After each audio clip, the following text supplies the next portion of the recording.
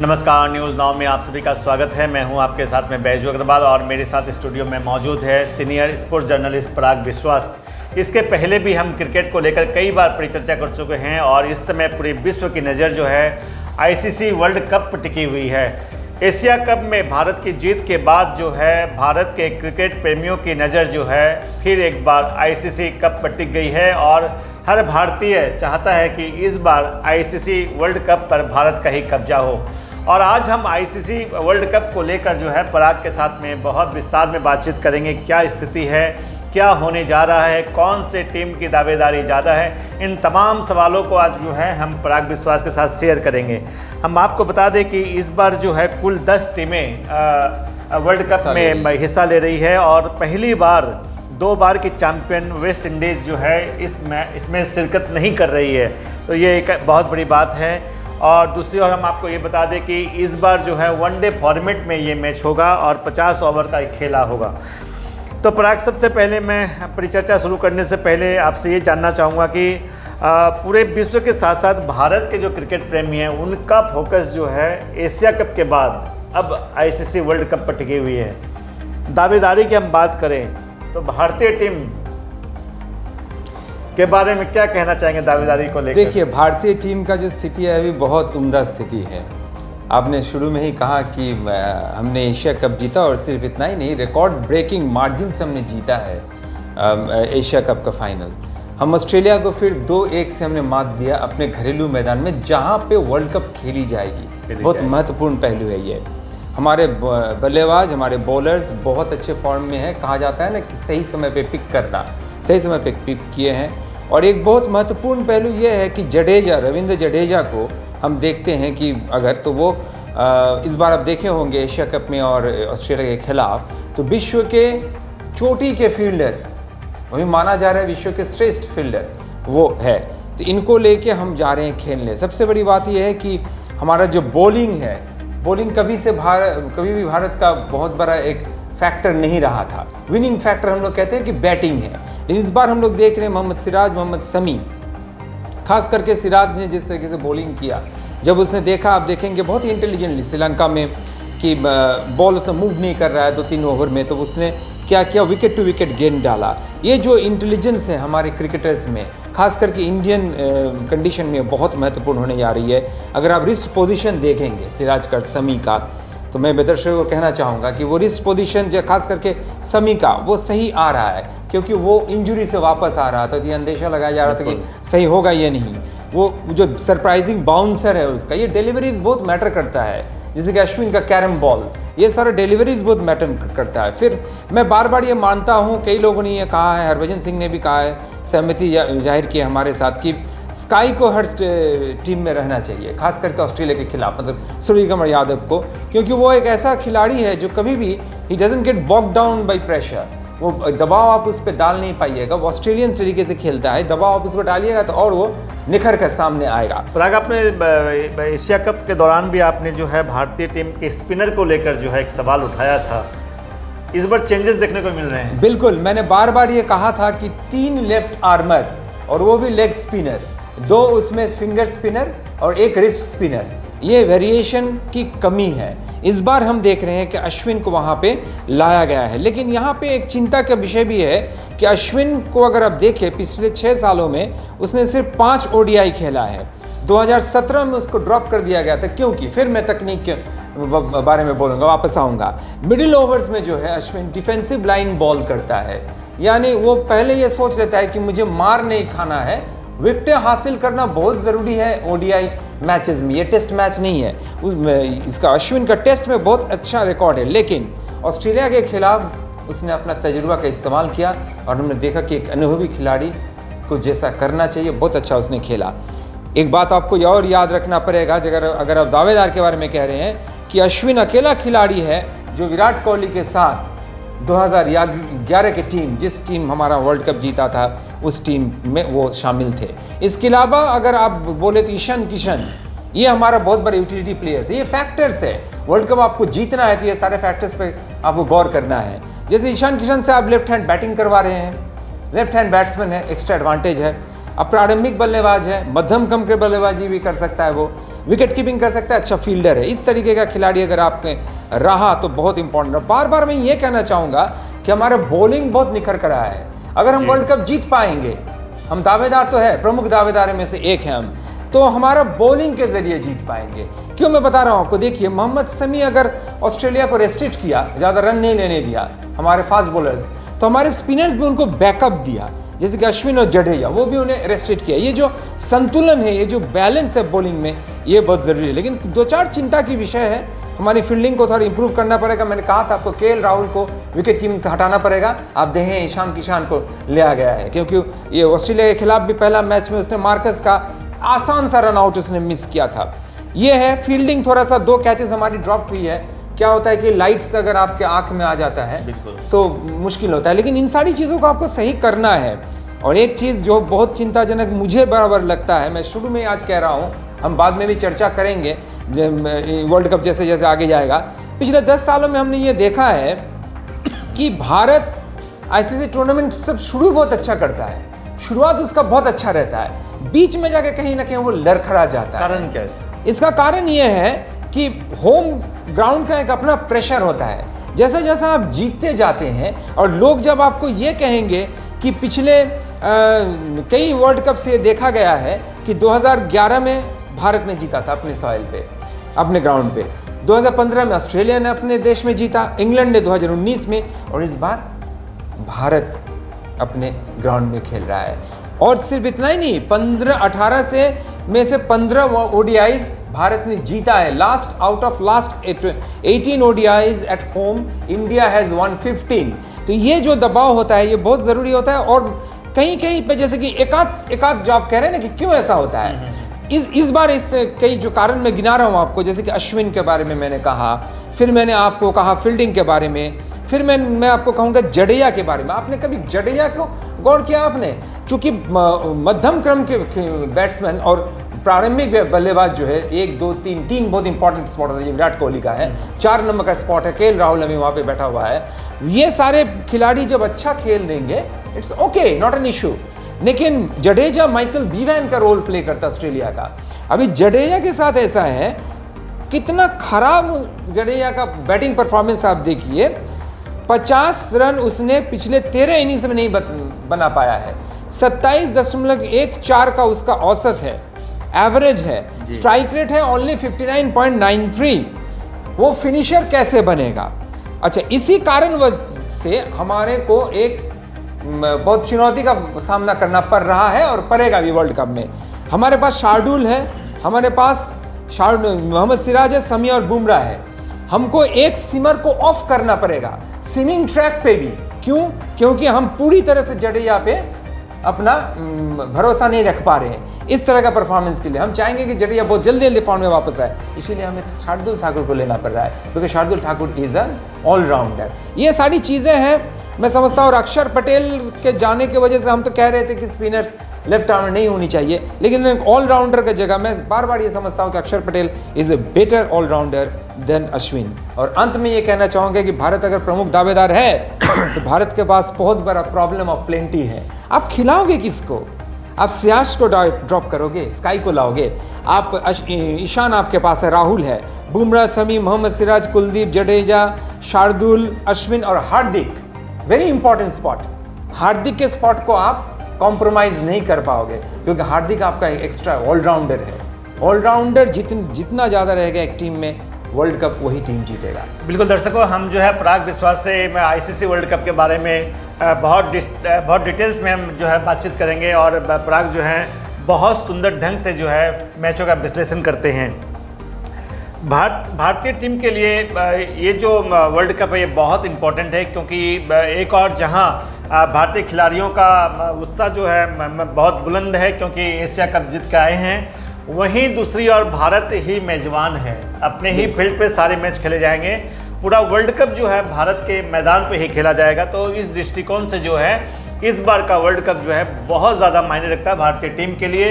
और यही वजह है कि भारत के जो क्रिकेट प्रेमी हैं उनको भी जो है भारत की टीम से बहुत ज़्यादा उम्मीद है, और ये उम्मीद लगाए बैठे हैं कि इस बार का जो वर्ल्ड कप है वह निश्चित रूप से भारत के झोली में जाने वाला है। तो पराग, मैं आपसे ये जानना हूँ कि फाइनल तक पहुँचने के लिए भारतीय टीम को किन किन चीज़ों पर जो है बहुत ज़्यादा फोकस देने की जरूरत है, क्या रणनीति अपनानी होगी भारतीय टीम को? सबसे पहला रणनीति ये होगा कि भारत का पहला मैच ऑस्ट्रेलिया के साथ है अक्टूबर 8 को। 8 तारीख। हाँ, ये अक्टूबर 8 का जो मैच है, आप अगर ऑस्ट्रेलिया की तरफ देखें, ऑस्ट्रेलिया भी प्रमुख दावेदारों में से एक है। अब अगर आप देखें कि पहुंचने के लिए पहला हर्डल ऑस्ट्रेलिया के बारे में मैं कहूँगा कि ऑस्ट्रेलिया एक ऐसा टॉप फाइटिंग टीम स्पिरिट है उसमें, जिसको भारत को काउंटर करना पड़ेगा सक्सेसफुली। दूसरा चीज़ ये है कि भारत में पहले ही कहा कि भारत को कंसिस्टेंसी रखना पड़ेगा। इस टूर्नामेंट में भारत ही नहीं, कोई भी दल अगर इस टूर्नामेंट को अपने पॉकेट में करना चाहता है, जीतना चाहता है, तो कई फैक्टर्स पे उनको नज़र रखना पड़ेगा। पहली बात तो ये कंसिस्टेंसी। अभी आप कह रहे हैं फाइनल तक पहुंचने के लिए भारत को क्या करना पड़ेगा? पहली बात है कंसिस्टेंसी। लंबा टूर्नामेंट है, फिटनेस लेवल आपको सही रखना पड़ेगा। 1.5 महीने तक चलेगा ये। 1.5 महीने तक चलेगा। पिच तो आप जानते हो, पिच पे आप खेलते हो, IPL खेलते हो, इंडियन खिलाड़ी खेलते हैं। अब ऑस्ट्रेलिया के साथ अगर आप देखेंगे मैच में, ऑस्ट्रेलिया का स्पिरिट बहुत हाई है, इसमें कोई दो राय नहीं है। आप अगर देखेंगे ऑस्ट्रेलिया का रिकॉर्ड देखिए आप, पिछले 12 वर्ल्ड कप में उसने 5 वर्ल्ड कप जीता है। 1997 में, 1999 में, 2003 में, 2007 में, 2015 में। और सबसे अजीब मुझे ये लग रहा है ऑस्ट्रेलिया के बारे में, मैं ये कहना चाहूँगा, भारत को पहुँचने के लिए ऑस्ट्रेलिया मात कहाँ दे सकती है। मुझे लगता है कि मार्कस लाइब्रेशन को वहाँ पे वो लोग नहीं लिए हैं, तनवीर संगा को लिए हैं। ये जो तनवीर संगा को लेना है, ये एक इम्पॉर्टेंट पॉइंट है। भारत ये ना सोचे कि बाकी जो देश है वो चुपचाप बैठे रहेगी और भारत को अपने स्पिनिंग ट्रैक का फ़ायदा लेने देगी, नहीं। ऑस्ट्रेलिया ने पहले ये किया है, तो ये चीज़ काउंटर करना पड़ेगा। स्पिन जो अच्छे बैट्समैन खेलते हैं उनको अच्छे फॉर्म में खेलना पड़ेगा। मिश मार्श एक बहुत खतरनाक खिलाड़ी है ऑस्ट्रेलिया के, इनको थोड़ा कवर किया जाता है बार बार, गेम चेंजर माना जाता है, वो बहुत इम्पॉर्टेंट है। और पूरी तरह से मैं समझता हूँ भारत का सबसे बड़ा चैलेंज अगर फाइनल में पहुँचने का बनता है सर, तो ये है कि consistency, fitness, pitch, toss, weather और team combination. Team combination India के लिए सबसे बड़ा चुनौती बनने जा रहा है। मैंने आपको पहले कहा प्रॉब्लम ऑफ प्लेंटी। आप किसको कितने नंबर पे रखेंगे? अगर हम ऑस्ट्रेलिया से पहले, भारत ऑस्ट्रेलिया मैच के पहले हम चर्चा करते हैं तो हम विस्तार से वो बता पाएंगे, लेकिन चूंकि हम दावेदार के बारे में बात कर रहे हैं, तो पहला आपको और आपका जो प्रतिपक्ष है वो आपको ज़्यादा मौका देगा नहीं। जैसे कि ऑस्ट्रेलिया है, साउथ अफ्रीका है, इस तरीके का कंट्रीज़, जैसे कि मान लीजिए ऑस्ट्रेलिया का 3-2 से हार जाना साउथ अफ्रीका के पास अपने साउथ अफ्रीका के घर में, इंडिया के पास 2-1 में। ये जो 50 ओवर का फॉर्मेट है, बहुत लोग कह रहे हैं कि ऑस्ट्रेलिया जीत सकती है, इसमें उसका डाउट आ रहा है। ट्रेविस हेड को ऑस्ट्रेलिया ज़्यादातर समय से मिस करेगा इस टूर्नामेंट में। ये सारा की चीज़ है, इसके वजह से वो हार्ड हिटर थे, ऑफ स्पिनर थे। इसमें बदलाव लाना पड़ेगा। की प्लेयर्स उनका जो है वर्ल्ड कप ट्रायो का जो 2015 का, वो तीनों खेल रहे हैं इस बार। ऑस्ट्रेलिया के तीनों खेल रहे हैं, हमारे सिर्फ 2 खेल रहे हैं। मैंने बताया दोनों प्लेयर, आपका मिशेल स्टार्क खेल रहे हैं, Glenn Maxwell, Pat Cummins comparatively जहां पे रोहित शर्मा स्कोर कर पाएगा। इस मैच को हमें जीतना है ऑस्ट्रेलिया के खिलाफ, पहला मैच। टू स्टार्ट विथ पहला मैच अगर आप जीत सकते हैं, आपका हौसला और बुलंद हो जाता है। ऑस्ट्रेलिया को हम हरा चुके हैं अपने घरेलू मैदान में। ऑस्ट्रेलिया के बाद ही फिर जो है 15 अक्टूबर को जो है पाकिस्तान के साथ जो है भारत को, पाकिस्तान के साथ जो है ना, मैं प्रमुख दावेदार पाकिस्तान को मानता नहीं हूँ, क्योंकि आपने कल ही देखा होगा कि न्यूजीलैंड और पाकिस्तान के खिलाफ जो मैच हुआ था, उसमें न्यूजीलैंड ने 38 गेंद बाकी रहते हुए मैच को जीत लिया। और कितना रन बनाया था पाकिस्तान ने? 345 फॉर 5 50 ओवर्स में।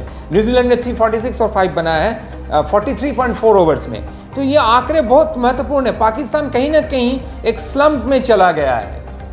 तो मैं सोचता हूं कि इंडिया को ऑस्ट्रेलिया के खिलाफ जो मैच है, मैं ये नहीं कह रहा हूं कि पाकिस्तान के साथ इंडिया एकदम जीत के बैठा हुआ है, ऐसा नहीं तो है। पराग, भारत के अलावा आप जो हैं और किन किन टीमों को दावेदार मानते हैं? ऑस्ट्रेलिया को मैं मानता हूं, लेकिन ऑस्ट्रेलिया का सबसे बड़ा, मैंने जो गिना दिया आपका, सबसे बड़ा वीक पॉइंट है उनका कप्तान।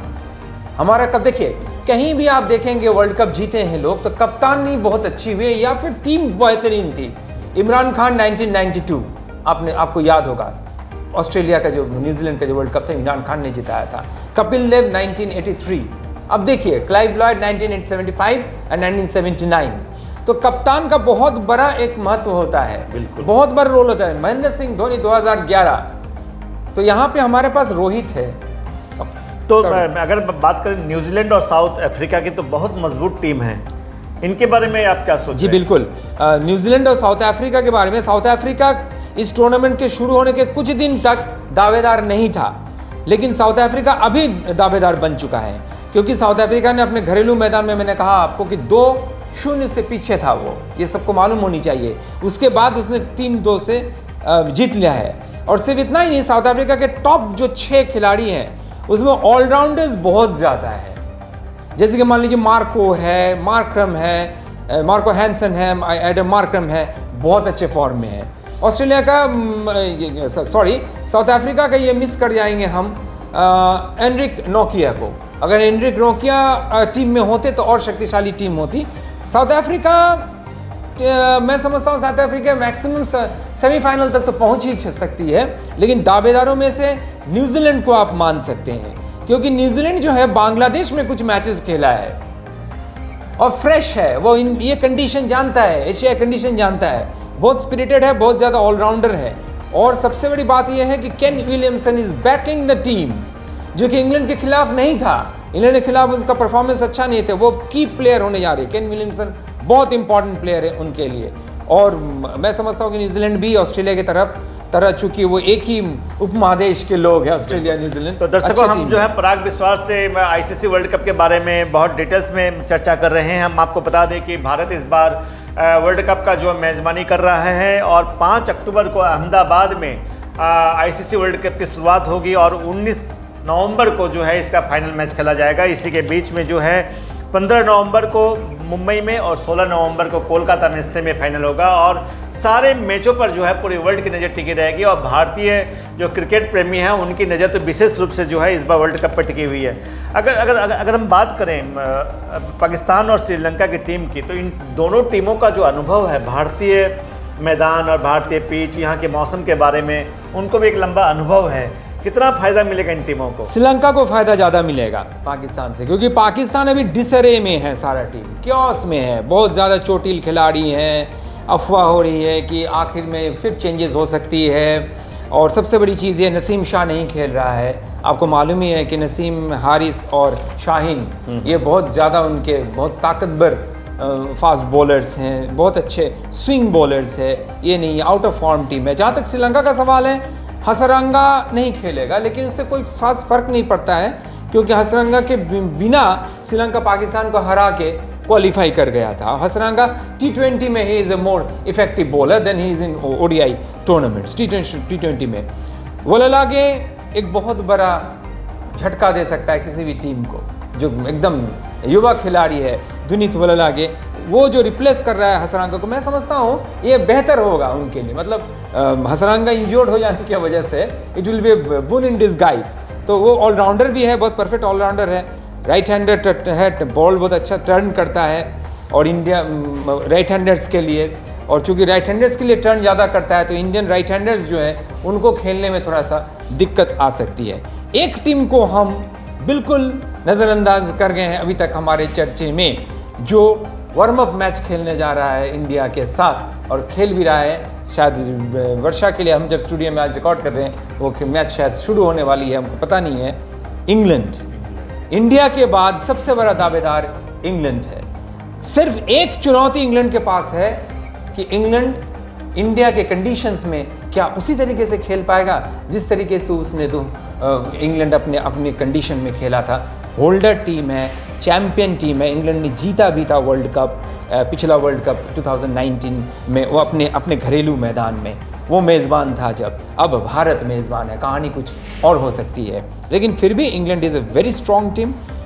पिछले 18 महीने में इंग्लैंड का ड्रीम रन हुआ है और काफ़ी मैचेस होम में अपने घर में ही हुआ है, और उसने लास्ट तीनों मैच जो है न्यूजीलैंड के खिलाफ उसने जीता है। बहुत महत्वपूर्ण पहलू ये, न्यूजीलैंड जैसे टीम को उसने हराया है। और बेन स्टोक्स ने जो नेशनल रिकॉर्ड बनाया है 182 नंबर 4 पे, आप सोचिए 4 नंबर के खिलाड़ी 182 रन ODI में स्कोर कर सकता है। तो इससे आप अंदाजा लगा सकते हैं, बाकी टीम तो जानते ही हैं दर्शक कि कितना अच्छा हो सकता है। दूसरा चीज़ उनका प्लस पॉइंट है 41 से 50 ओवर में, ये भारत को भी बहुत गौर करना पड़ेगा, 6.74 उनका औसत रन है, इकोनॉमी रेट है डेथ ओवर्स में आखिर में। ये बहुत बड़ा पहलू बनने जा रहा है। इंग्लैंड बहुत बैलेंस्ड टीम है, संतुलन बहुत अच्छा है इंग्लैंड का, लेकिन जो रूट को अच्छा परफॉर्म करना पड़ेगा भारत में, आउट ऑफ फॉर्म है।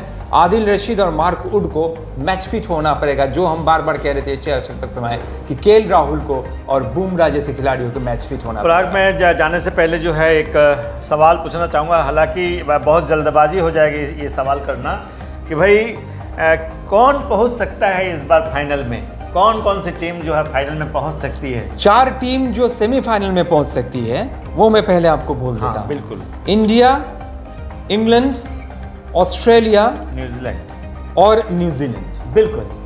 और फाइनल में समझता हूं शायद अगर इंडिया हम तो दुआ करेंगे कि अगर इंडिया कंसिस्टेंटली खेलती है, फिटनेस लेवल सही रहता है, तो फाइनल या तो इंडिया इंग्लैंड होगा या ऑस्ट्रेलिया इंग्लैंड होगा। और अगर साउथ अफ्रीका अच्छा परफॉर्म कर दिया, साउथ अफ्रीका भी जा सकता है, लेकिन फाइनल में हम देखना चाहेंगे और हम उम्मीद करेंगे इंडिया वर्सेस इंग्लैंड और इंडिया वर्सेस ऑस्ट्रेलिया। बहुत पहले हम लोग प्रीमेच्योर ये बोल रहे हैं, ये पूरा अटकने लगाते हैं हम जो भी मतलब करते हैं वो समीक्षा करते हैं टूर्नामेंट से पहले शुरू। अब टूर्नामेंट जैसा जैसे जाएगा और पिक्चर जो है हमारे सामने क्लियर हो जाएगी। लेकिन New Zealand will also be a very very very good contender for the cup. तो बिल्कुल दर्शकों, हमने जो है पराग विश्वास से जो है आईसीसी वर्ल्ड कप के बारे में जो है बहुत डिटेल्स में बातचीत किया, और पराग विश्वास ने भारतीय टीम के बारे में जो बात कही है कि अगर भारतीय टीम धैर्य के साथ में और फिटनेस के साथ में अगर खेलेंगे तो फाइनल में उनका जाना निश्चित है। और यही वजह है कि भारतीय टीम पर इस बार बहुत ज़्यादा दबाव भी रहेगा, अपना मैदान है, अपना देश है और मेजबान भी भारत कर रहा है, तो निश्चित रूप से घरेलू प्रेशर को हैंडल करना पड़ेगा। बिल्कुल बिल्कुल, जो घरेलू प्रेशर है उसको जो है उनको सहना है और उसी के बीच से जो है मैच को निकाल कर जो है फाइनल तक पहुंचना है। और भारत के जो क्रिकेट प्रेमी हैं सबकी दिल से यही इच्छा है कि इस बार का वर्ल्ड कप जो है भारत ही जीते। फिलहाल हम आपसे यही विदा लेते हैं। नमस्कार। नमस्कार।